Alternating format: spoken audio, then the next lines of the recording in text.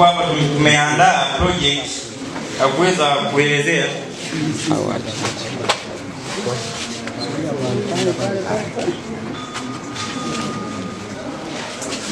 nimekuja kuonesha kwa jinsi gani unaweza kuwasaidia watoto wenye mahitaji maalum katika ujifunzaji.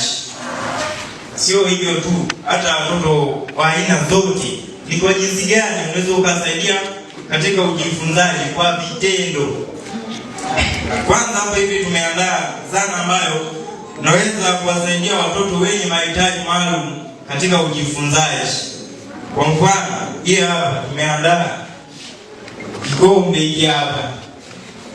Inasaidia wale watoto ambao wana uoni hafifu. Hii hapa hii.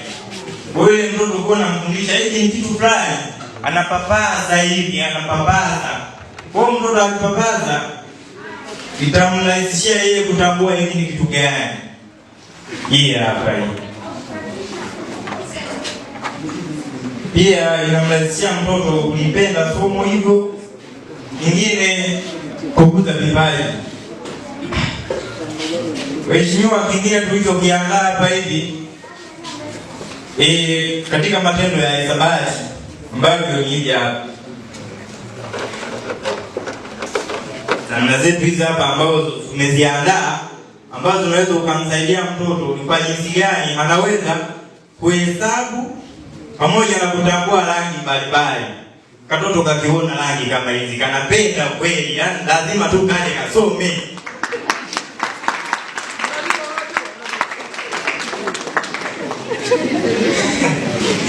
Unajua.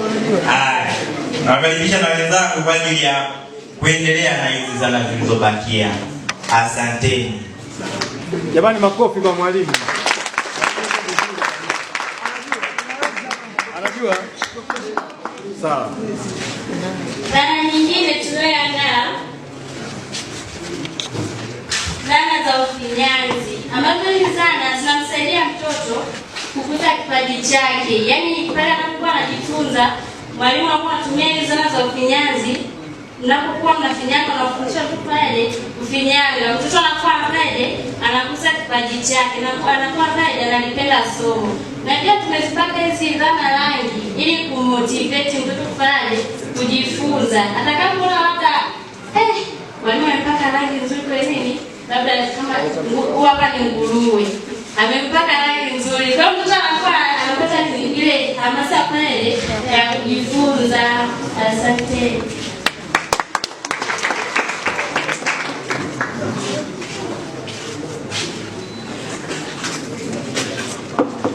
Ndugu mgeni rasmi, naendelea kuelezea mada ya ufinyanzi. Hapa mada ya ufinyanzi inamsaidia mtoto katika ukuaji, ambapo anakuza misuli midogo na misuli mikubwa anapofinyanga. Pia hii hapa inamsaidia mwalimu kufundisha vitu halisi, yaani vitu ambavyo zinazunguka mazingira yetu. Asanteni kwa kunisikiliza.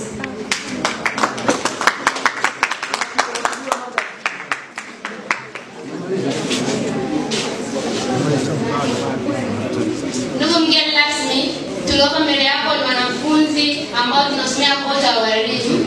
Kwa majina naitwa Madam Veronica Mbagala Lucas.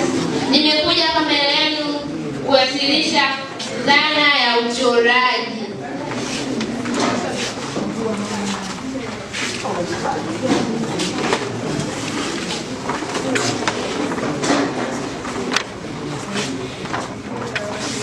Zana iliyoko mbele yenu ni zana ya uchoraji, ambao zana hii tumeandaa vitu vya darasani, ambao vile darasani vinatumika kufundisha watoto wadogo.